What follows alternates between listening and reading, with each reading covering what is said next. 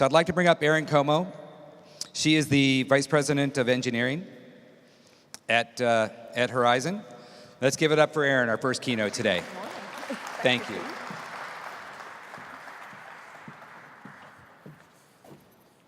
Good morning. I want to correct one thing Pete said. I'm actually a director of application development. I don't want to give myself a promotion right here, but thank you for the boost, Pete. I want to start out by telling you a little bit about Horizon Blue Cross Blue Shield of New Jersey for anybody that's not familiar with us. Last year, we celebrated our 85th anniversary. So what that actually means is that in 1932, when we began offering quality health insurance products and services to New Jersey families and businesses. And we are exclusively a New Jersey insurance provider. And today we insure 3.8 million members, and that's about 49% of the New Jersey population, which actually makes us New Jersey's largest healthcare provider. We are a non-for-profit health services company. That doesn't mean that we don't pay taxes. And we are part of a network of 36 independent community plans that serve more than 106 million people in all of the 50 states, Washington, D.C., and Puerto Rico. And so that's actually 1 in 3 Americans are covered by a Blue Cross Blue Shield plan. We have approximately 5,000 employees. Many of them are located here in Newark, New Jersey, and we're actually proud to be located here in Newark. We do a lot of events in the community, a lot of charitable events. We've actually had over 1,000 outreach events in New Jersey communities. So our promise and our vision. So of course, our promise is to serve with excellence and dedication, to provide people peace of mind for those who depend on us, and to enrich the lives and health of our members and the communities that we serve. And our vision is to continue to lead the transformation of healthcare in New Jersey by closely collaborating with hospitals and physicians, improving quality and enhancing patient experience, and lowering the total cost of care. And I want to explain that a little bit more because those are a lot of words there. But Horizon Blue Cross Blue Shield of New Jersey really is leading the transformation of healthcare in New Jersey by working with doctors and hospitals like RWJ Barnabas to deliver innovative patient-centered programs that reward the quality and not the quantity of care that patients receive. So you might have heard of our Omnia plans. When Omnia was initiated, the Omnia Health Alliance was a first-of-its-kind collaboration between some of the top healthcare organizations across the state dedicated to accelerating the transformation of the state's healthcare system to one that rewards high quality versus high quantity. If you think about the traditional fee-for-service model, it generally treats patients after they become sick, and it pays hospitals and doctors for the amount of services they provide to those patients. What we're trying to do is turn that on its end, because the result of the old system is higher costs and more health services, but not necessarily more effective care. So the Omnia Health Alliance is committed to developing innovative ways to keep individuals healthy and improving the quality of care individuals receive by enhancing their healthcare experience and lowering the total healthcare costs for those individuals and their businesses. We talk about this a lot in our homes, in our families. Rising healthcare costs are unsustainable. The status quo is unsustainable. Consumers want a better healthcare system, and the Omnia Health Alliance is committed to transforming New Jersey's healthcare system for the better. And I can talk about some of the results of that too.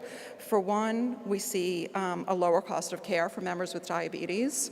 We see a higher rate of breast cancer screenings. We see a reduced rate of ER visits and hospital admissions. For folks that are getting things like hip and knee replacements, we see fewer hospital readmissions, and we also see a reduction in unnecessary C-sections. So the bottom line, our members matter, and providing access to quality care is absolutely integral to our mission, as I just stated, but we also have some programs that we've put in place to help do that. For example, we have a professional nurse hotline that's available 24/7 for our members to call to get professional medical advice. We have prenatal, chronic care, and transplant programs. We have case management for the members who need the most support. We have behavioral health services, and a big focus there has been the opioid epidemic in New Jersey, which is not only a focus of our members, but a focus where we're reaching out to our communities to do more. And of course, lifestyle improvement resources. We have lots of people who are looking for help, either losing weight or being more active, or maybe quitting smoking, or that kind of thing, and lots of other programs. So what I'm describing here really is an evolution, right? It's an evolution in healthcare, but we can't just change the way that we provide care without also taking advantage of new technology. And over the years, we certainly have evolved in many ways, but before I touch on the technology, I want to talk about an important concept because it really impacts what we do and how we can do it. So my healthcare friends in the audience are familiar with this, so excuse me if I bore you for a couple of seconds here. But HIPAA, what is HIPAA? HIPAA is the Health Insurance Portability and Accountability Act. It was first instituted in 1996, and the original purpose of it was to help consumers maintain their insurance coverage. That was the first reason that it was instituted. But it does also include a separate set of provisions called the administrative simplification. And in December of 2000, the privacy rule was added. So what does the privacy rule say? It requires that covered entities like health plans like Horizon, but also healthcare clearinghouses and healthcare providers like your doctors and hospitals, apply appropriate administrative, technical, and physical safeguards to protect the privacy of protected health information. And that can be held or transmitted in any form or media, whether it's electronic, paper, or oral. So that means no matter how we have your information, no matter how we store it, no matter how you give it to us, or we want to transmit it or share it with anybody else, we need to protect it. And PHI includes a number of things, not only information that relates to your past or present mental, physical care or health condition. It relates to anything related to the provision of care to you, to payments that you make for care, past, present, or future, and also individual identifying information, anything that we can use to identify you, or a piece of information that somebody could use to reasonably assume that it identifies you. So it really gets down to the nitty-gritty data about all of our members, and we need to really use care in handling it and in sharing it. So, of course, that presents some challenges. For one, HIPAA compliance. We need to do everything we can to be compliant with the HIPAA rules, and that means that vendors that we use, technology that we use, anything of that nature needs to also be HIPAA compliant. And so one challenge is that the Amazon Echo is not currently HIPAA compliant, and we think it will be soon. But that challenge is what we've been able to release so far, but it hasn't stopped us from prototyping some things, and I'm going to get into those. Another challenge is user authentication. If you have an Amazon Echo in your home, you know that anybody can and does talk to it. Your guests can come in and talk to it, your children can talk to it, and we want to be really careful about authenticating people who are using voice technology. We're very careful about that in our systems today and on our phone systems, but when it comes to voice technology like the Amazon Echo, the Google Home, and things like that, we need to be even more careful. And of course, simplification. Healthcare can be very complex, and while we want to provide as much information as we can through as many vehicles as we can, we don't want to do that in a way that prompts more confusion and leads people to get frustrated and need to call us out of that frustration too. So simplification is important. So how does voice come into play today? Mostly through phone calls. Health insurers get a lot of phone calls, and I can tell you a little bit about what our systems are and what our volume looks like. Of course, like many companies, we have an interactive voice response system, an IVR. Our callers can do a lot of self-service. Our members and our providers have self-service capabilities there. But like I said, healthcare is complex, and you can only take an interactive voice response system so far. So a lot of those people do end up speaking to customer service representatives. Our total call volume most months is over 700,000. That includes people that self-service through our IVR and people that speak to our customer service representatives. And in January, which is our peak month, we get up to or exceed 1 million calls. So for an insurer that just handles New Jersey business, you would think we're pretty small. That's a lot of phone calls. The most common reasons for calls, you'd probably expect, yes, claim-related calls are one of our biggest reasons for calls, and that's followed really closely by benefits questions. And again, these aren't always easy questions to answer, and we do a lot of data analytics around our data, not only through our IVR and our customer service systems, but we also do voice analytics. We take recordings of calls and run them through a system that tells us a lot about customer sentiment, what's frustrating them, what are the hot button topics, what can we be doing better, and we can use that information to go back and either improve our systems or better train our customer service reps. But just to give you some statistics, so in January of 2018, this year, 21% of the calls that went to our reps were about bill payments. And that's something you might expect. We have a lot of new customers in January. They probably made their initial payment when they bought their plan, and then they didn't know what to do after that. So they need to know, how do I set up my first payment? How do I set up recurring payments? They might want some training on our member portal because we do have that capability there. And we've been thinking about other things we can do in the future, like using SMS messaging more and other ways to alert our members, hey, you've got a bill coming up, do you want to come pay it? And use the same card you used last time. In February of 2018, 31% of our calls were around benefits questions. And around deductible questions. Deductibles have always been kind of a complex topic for our members. Healthcare has moved from what many thought were traditional HMO plans to more high deductible plans. And customers also want flexibility, and they sometimes selectively choose those deductible plans. So people really need to understand, where am I at with my deductible? Have I met it yet? Did this claim apply to it? How can I figure this out myself? Can I go on your member portal? Can you show me where to find this information? And the calls do take time. The calls that take the most time are claims calls, take on average 15 to 19 minutes each.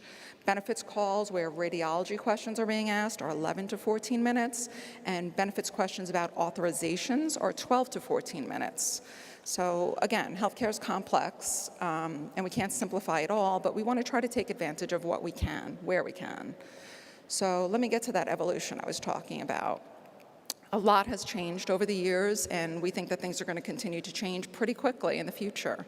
So for one, let's talk about our phone support. Back then, we just had dedicated phone lines by business. If your company bought a plan, we gave you an 800 number, you got routed to our customer service reps. They knew information about your benefits, and they could answer your questions.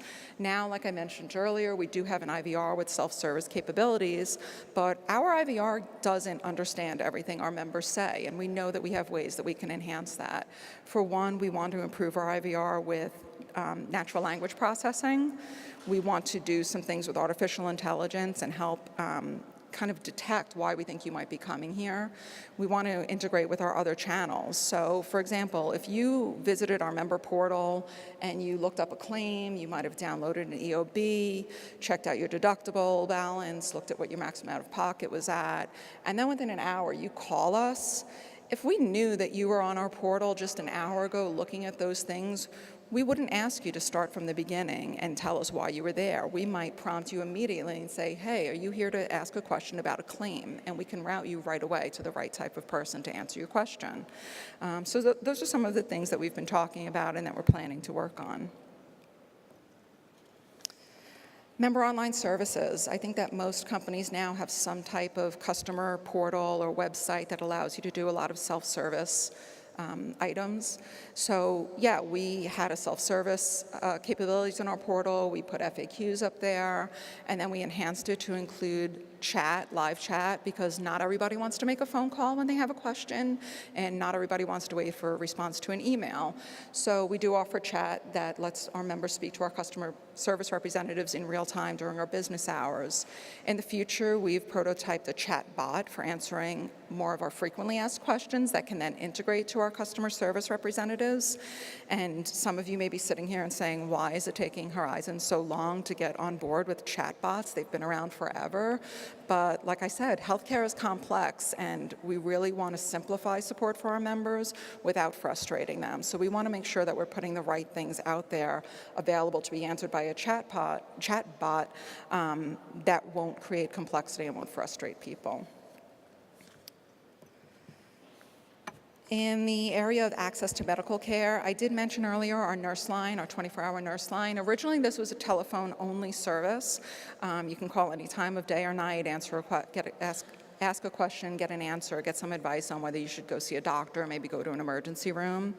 Right now, we've got a pilot for a smartphone app that's open to our members to not only let them chat with a nurse, but also to get telemedicine services. So you can actually speak to a nurse practitioner, a physician assistant, or an actual physician, and they can see you, they can talk to you about your symptoms, they can provide you advice, they can call in a prescription for you. So you can really accomplish a lot without actually leaving your house. And in the future, we want to go ahead and integrate that further with our member self-service capabilities so that you really just have one place you need to come, one channel. Whether you have a question about your plan or you need some health advice, you can come to one place and we can route you to the right person pretty seamlessly and easily.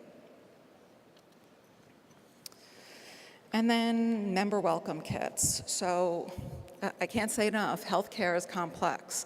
And if you're an individual buying a plan and you don't have an HR department to go back to ask questions of, or you don't have a broker for your business to go back and ask questions of, some things can be confusing. And in the past, what we provided was kind of sparse. It was filled with a lot of industry lingo. It took a lot of time for people to understand some of the concepts around their healthcare and their benefits and what was included and what wasn't. So what we've done is put together a really nice packet that goes in the mail to folks that has a lot of information, not only about their own plan and benefits, but healthcare basics. And it also points them to some online tools that they can go to get some more information, to search for information, to set up their plan, and to kind of complete their journey. And in the future, we want to have an Alexa-powered kit that would let somebody come home and just quickly and easily locate their doctors, set up their PCP on their plan, maybe link their FSA account to their Amazon account, register for our member portal, kind of all at the snap of a finger. And we'll get there. And of course, doctor search. You know, in the past, we had paper directories. I still remember getting these from my insurance plan. And of course, we know paper directories are out of date the minute they're printed. So we instituted an online provider search, and that gives our members the ability to search in real time the latest data about our providers. You can see them on a map, you can get directions to them, and of course, this is the Yelp age, so you can even leave a review on your provider if you want to share information with other members about how good or bad, how long the wait time was, what type of service you received. Was it quality care? In the future, we've prototyped an Alexa-powered search that would not only let you find a provider, but automate scheduling. Wouldn't it be great if you were in your car with the Alexa-powered service and you wanted to get to the nearest urgent care and you weren't really sure where it was? So Alexa could not only help you find it and direct you where to go, but set up your appointment and transfer your electronic health records so that once you get there, they're ready and waiting for you. Great possibilities. And care coordination. So in the past, it was care what? If you were a member and you had a lot of different specialists that you needed to see and you knew that you wanted them to talk to each other or share data or share test results, you had to coordinate all that yourself, and it was time-consuming and complicated. So now we offer care coordinators, not only for people that have chronic conditions like diabetes, heart disease, asthma, things like that, but anybody can request help from a care coordinator and request that they get some help. And what the care coordinator actually does is supervise the interdisciplinary care by bringing together the specialists whose help the patient may need. And that person's also responsible for monitoring the quality of the care that the patient receives and evaluating the care delivered. So that person's a real advocate for the patient. We have been doing some prototypes again with the Amazon Alexa that would let people get some prenatal care help or some things like asthma. Some of those things where our chronic care specialists come into play and ask some simple questions. Have you taken your medication today? Have you used your peak flow meter today? How would you rate your symptoms today? That would let us know how somebody's actually doing on a day-to-day basis and probably prompt us to suggest some additional steps for them, or maybe even prompt them to reach out to their provider for some help. And lastly, prescription and non-prescription items. So before, consumers needed to pay all their expenses out of pocket, and then FSA and HSA accounts came along, and you could request reimbursement. And now, of course, you get a little credit card with your FSA or HSA account that makes it really easy to shop for your prescriptions and your non-prescription items. In the future, we'd really like to be able to see us linking the FSA and HSA accounts to Amazon to make our shopping that much easier. We know that we can buy a lot of non-prescription items on Amazon, and we know that Amazon's in some new spaces with prescription coverage. So wouldn't that be great if when I'm reordering my Tide Pods, I can also reorder my aspirin and have them billed to the right card at the right time? So, like I said, healthcare is complex. We've got some challenges, but we're thinking of the future. We're thinking of ways that we can use this new technology to better serve our members. And I'll be over at the Horizon table for the remainder of the session. I'm happy to take any questions there from you. Thank you. Thank you, Erinn. Let's give it up.